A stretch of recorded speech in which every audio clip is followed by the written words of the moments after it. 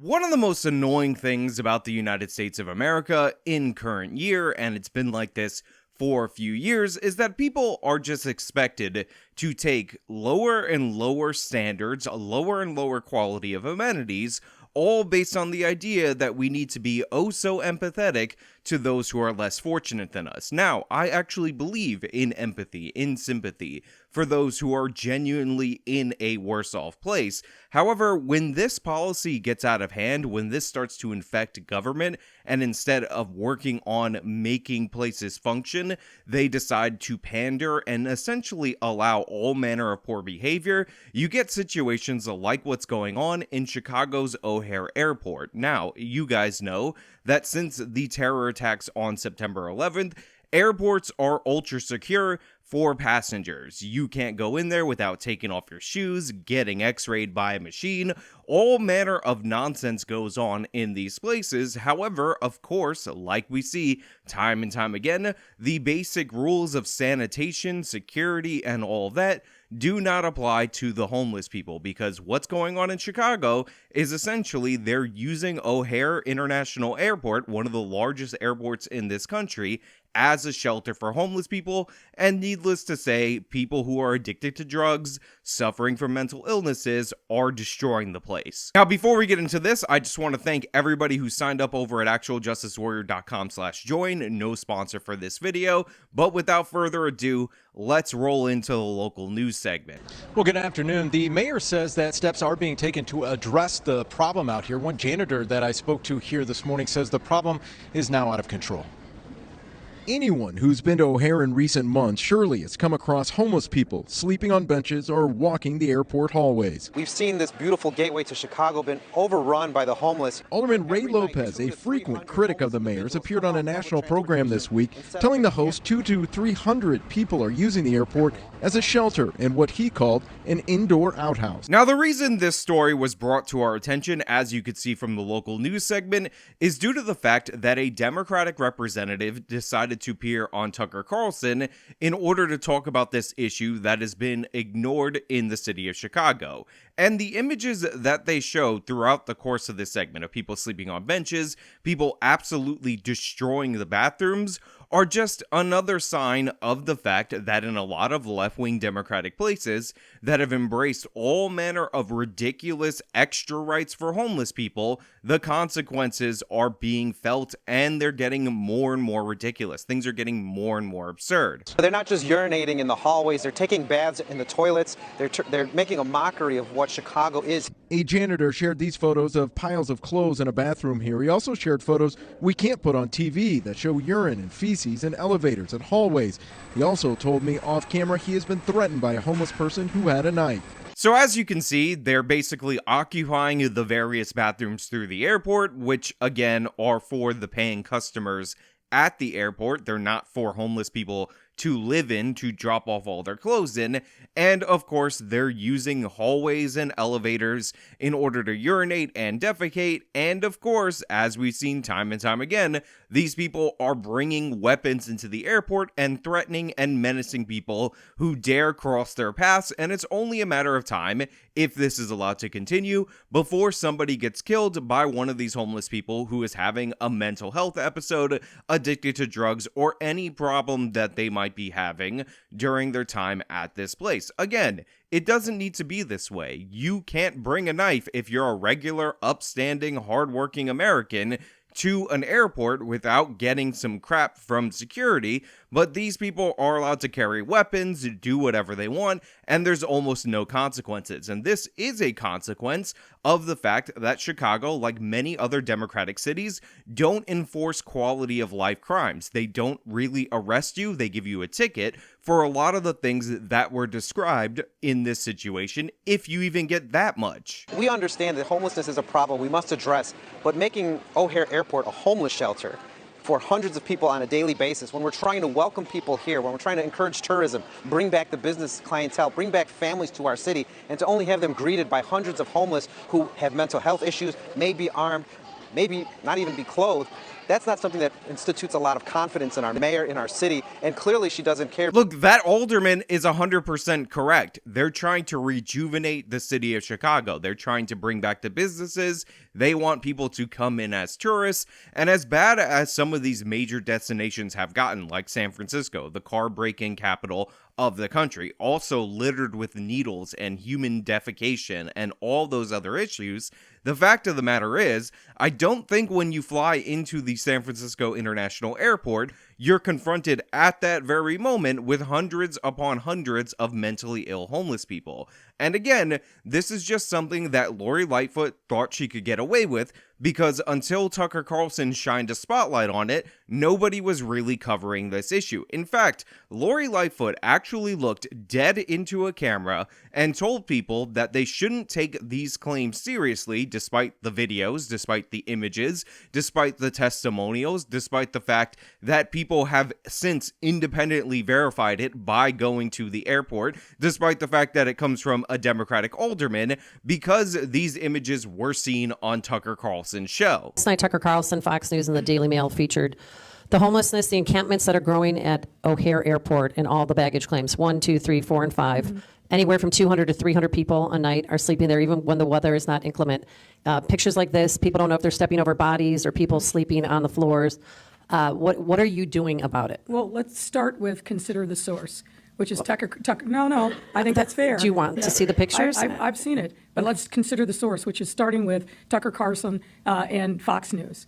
They're never going to portray our city in a favorable light. You know, a lot of sophisticated, elite, high and mighty Democrats will go on TV each and every day and talk about how you dumb, idiot rural Americans live in a post-truth world because you believe the evil orange man and you don't believe the high-end elite politicians like Lori Lightfoot and like the mainstream media. But again, these people are just as guilty, and I would actually argue more so, of putting us in a post-truth world when they could just say, because the opposition said it, it is automatically untrue, something that we learned is actually quite effective throughout the course of the Trump administration. Democrats and the left wing essentially decided that whatever position the orange man would take, they would take the opposite, and the mainstream media aligned with them, and this became the public truth, and you were actually censored for disagreeing with it. So Lori Lightfoot's tactic of saying that these images were on Tucker Carlson,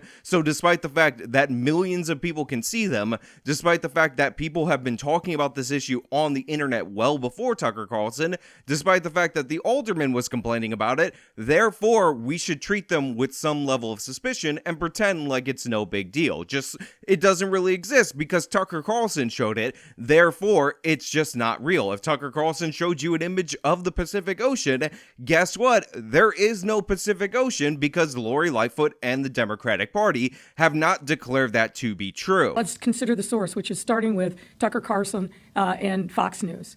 They're never going to portray our city in a favorable light. My understanding is those pictures are quite old, but the fact of the matter is we have taken and will continue to take the steps that are necessary to move people out of the airport. So first of all, I have to take note of the fact that Lori Lightfoot says Tucker Carlson as Tucker Carlson. This is an abominable performance on her part, but then she goes on to deflect to these images being quite old. They're not very new, therefore no big deal, therefore it's not happening, because some of the images of the disaster that was Chicago O'Hare Airport, don't worry about it, those aren't actually all that bad, and we're doing everything that we can possibly do. And then she goes on to list a bunch of places where the Chicago police, where her office, is not going to do anything about the homeless problem, and I think it's important to play that. The airports are a very different place than on the street, under an underpass. It's a secure location, and the message is clear from me to the Department of Aviation, the police department up there. We absolutely fundamentally cannot have people sleeping in our airports who are homeless. That is unacceptable. And so we're going to continue within the bounds of the law to do what is necessary to provide those folks with support, but elsewhere. They can't be in our airport. So what I find quite interesting is that Lori Lightfoot said the airport, totally different from being on the street. totally different from being under an underpass because it's a secure location, meaning that the city of Chicago does not enforce laws, quality of life crimes, etc. against homeless people that are in those locations, and the only real reason why she's drawing the delineation between the airport and those locations is that you might not stumble upon those issues visiting Chicago unless you go to those certain areas. But of course, they should be enforcing the laws against those people in those locations. They should not say, oh, go live under a bridge or anything like that. They should say you can't sleep out in public. First of all, it's dangerous. Chicago is incredibly cold. Secondly, they have shelters, and a lot of these homeless people refuse to go to these shelters, and that is just not an option. You can't be a public nuisance when there's shelters available. That doesn't make any sense. It defeats the whole purpose of the shelters. You don't have a right to sleep on a street corner. You don't have a right to block somebody's business, to block somebody's home. Just because they move you out of the airport so that everybody doesn't see you when they come into your city and remark on it doesn't mean they've solved the problem. It's just an indicator of how bad Chicago actually is, that the airport was taken over by these people.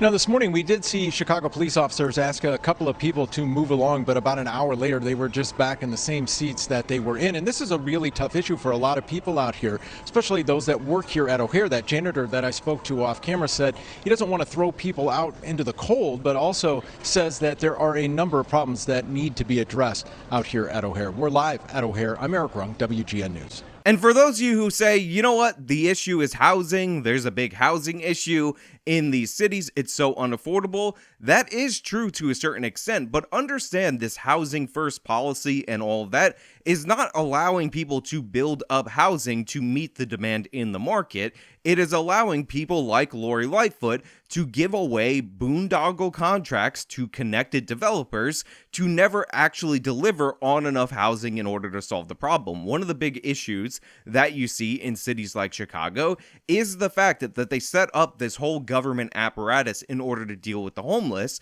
and once you have people hired in positions to deal with the homeless, the last thing that they want to do is actually deal with the homeless, because then they lose their jobs. So creating this whole complex of people to deal with homeless people is not actually a solution. And by the way, when you actually let people build up housing and improve areas, left-wingers like Lori Lightfoot call that gentrification because, oh my god, they're building these nice affordable places that's displacing our historic crime-ridden areas. How can we possibly have that happen? We have to fight against it. So they bog down development with all this red tape, and then that leads to the housing crisis, which again makes people want the government to give out those cushy government contracts where they well overpay for housing units of low quality, and nothing is solved with the homeless population. This is not the way to go. Look, the city of Houston is not perfect by any stretch, but the city of Houston is one of the fastest growing cities in the United States of America. It will actually eventually pass, in my estimation, the city of Chicago in terms of population. Yet, over the decades, housing prices in the city of Houston have risen significantly less than other places. And in a lot of ways, adjusted for inflation, housing costs have actually fallen in the city of Houston. And this is due largely to the fact that they don't have zoning regulations. They don't have all this red tape. They let you build across the city. Chicago is notorious for red tape. Thus, housing is artificially high. So yeah, if you think affordable housing is the issue and not mental illness, not drug addiction, then the first thing you want to do is get the government's grubby hands, get people like Lori Lightfoot out of designing each and every community in the city of Chicago and let housing actually come to a natural level without the heavy hand of government involved in it. Unfortunately, that's not what's going on, so you have problems where people can't afford housing, and they're basically allowing all these drug addicts and vagrants to do whatever they want unchallenged by law enforcement. And unsurprisingly, when you incentivize and reward certain types of behaviors with programs and incentives, you're going to get more of that. But hey, those are just my thoughts. Let me know your thoughts down in the comments below. If you like the video, you show me a like, subscribe for more content, follow me on all my social media, support me via the support links in the description box of this video. This has been me talking about Lori Lightfoot's failures. Till next time.